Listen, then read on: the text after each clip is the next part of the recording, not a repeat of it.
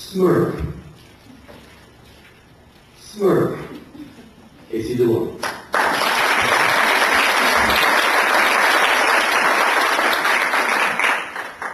Mr. Toastmaster, fellow Toastmasters, honored guests, my chin is 5 feet from the floor.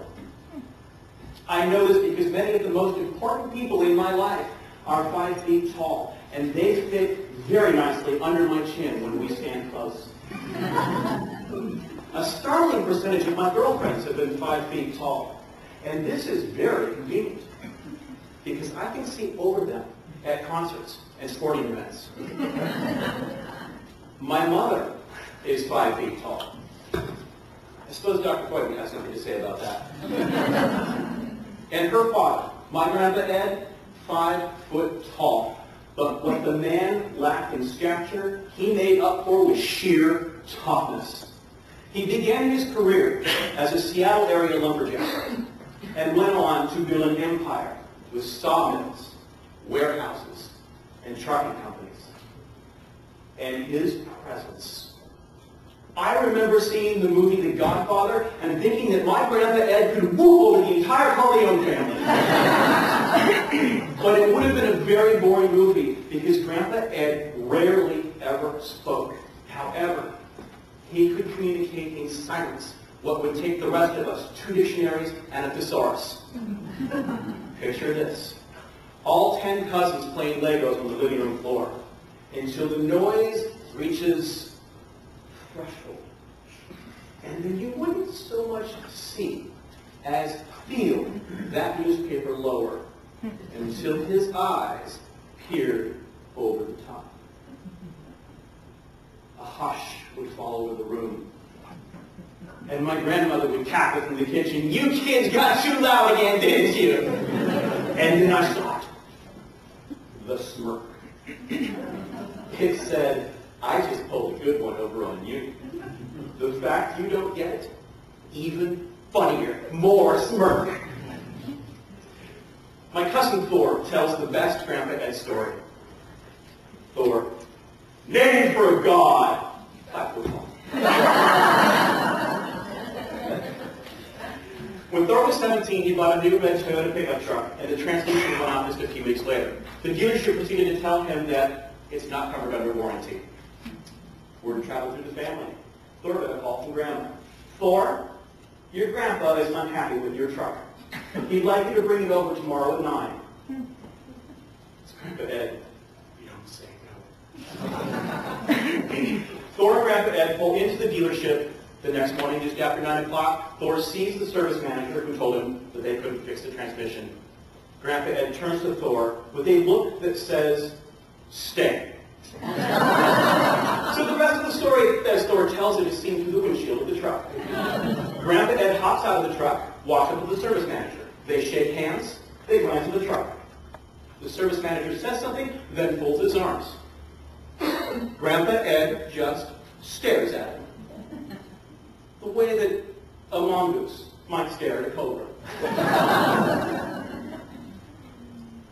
The service manager says something, shakes his head. Grandpa Ed, and as Thor tells it, might have raised an eyebrow. However, I could be hyperbolizing.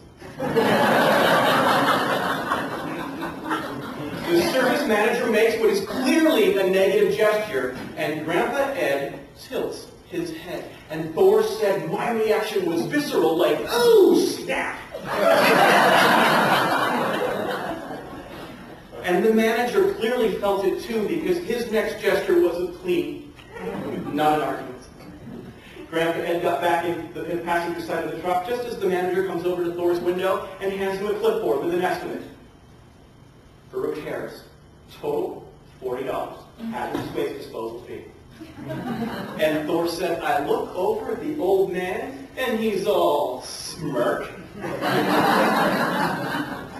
My own Grandpa Ed story is considered family myth. I heard him speak. I volunteered to take him to the cardiologist's office in town. And my grandmother, guess how tall she was? 5'8". No, Grandma's like 5'8". You think my whole family was that?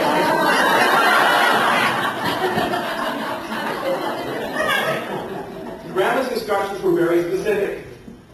Make sure you take notes on all of the prescriptions. Your Grandpa Ed will only fill the ones that he wants to fill.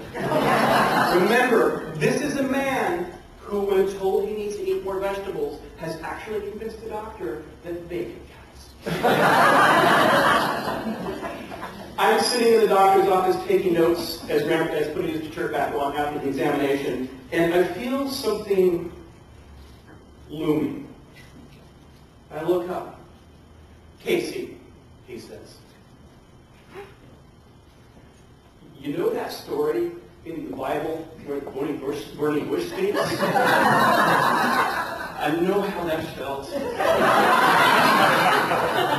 There was no preamble. He just dove in. Business advice, advice on love, family, marriage, the market price of cedar fir trees versus Douglas fir, and the fact that you can see Alaska or see Russia from Alaska. He talked for over an hour. I watched the clock on the wall behind him, and I'm thinking to myself, in front of this man who I'm scared of, in front of this man who I've never heard speak before, how do I make you shut up?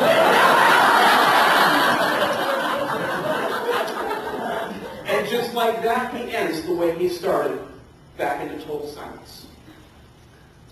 It was getting dark in the car on the way back home, and my grandmother called, just to check in.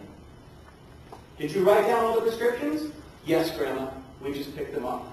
And Grandma, he spoke for over an hour. To the doctor? No, to me.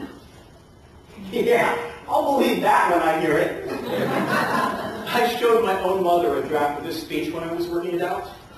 And even she said, yeah, right. My only solace is that as I got off the phone with Grandma and put it down, I happened to glance over at Grandpa just as a street light lit his face up. Huge smirk.